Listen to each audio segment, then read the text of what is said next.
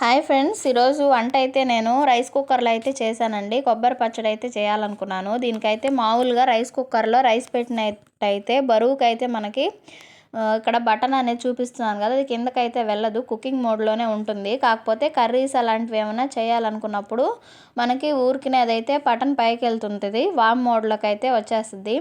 So అలా రాకుండా నేనైతే చిన్న టిప్ అయితే యూస్ చేశానండి. మీకు కూడా యూస్ అవుతుందేమోనని వీడియో అయితే షేర్ చేస్తున్నాను.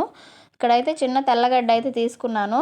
దానికి పైన కింద అయితే కొంచెం కట్ చేశానండి. మనకి మిడిల్లో సెట్ అయ్యే విధంగా ఆ సైజ్ అయితే తీసుకొని నేను మిడిల్లో అయితే స్ట్రైట్గా అయితే పెట్టానండి. ఈ విధంగా చేయడం వల్ల నాకైతే అది వామ్ మోడ్లోకి అయితే పోలేదు, ఫుల్గా కుకింగ్ మోడ్లోనే ఉందండి. ఫస్ట్ నుంచి మనకి హీటింగ్ కూడా ఫాస్ట్గా అయితే అవుతుంది. సో ఇక్కడైతే నేను మామూలుగా కొబ్బరి అవన్నీ అయితే ఫ్రై చేసి పెట్టేసుకున్నాను. ఇంకా మిక్సీ అయితే వేసుకున్నాను. ఇంకా ఇక్కడైతే తిరమాత అయితే పెట్టేస్తున్నానండి. ఇదైతే ఫాస్ట్గా అయిపోతుందని నేనైతే కొబ్బరి చట్నీ అయితే చేశాను. టేస్ట్ అయితే సూపర్గా వచ్చింది. నార్మల్గా ఇప్పుడైతే గ్యాస్ సిలిండర్స్ అయితే దొరకట్లేదు కదండి. ఇలా ఈ విధంగా అయితే రైస్ కుక్కర్లో, ఇండక్షన్ స్టవ్లో ఇలాగైతే చేసుకుంటున్నారు కదా. ఈ విధంగా చేసినట్టయితే టిప్ యూజ్ అవుతుందని ఎవరికన్నా వీడియో అయితే షేర్ చేస్తున్నాను. దాని ప్లేస్లో ఇంకా మనకి ఏదైనా సెట్ అయినా కూడా పెట్టుకోవచ్చు అనుకుంటున్నానండి. కాకపోతే ఈ విధంగా చేయొచ్చో లేదో నాకైతే తెలియదు. నేను చేసినప్పుడైతే నార్మల్గా వర్కౌట్ అయింది.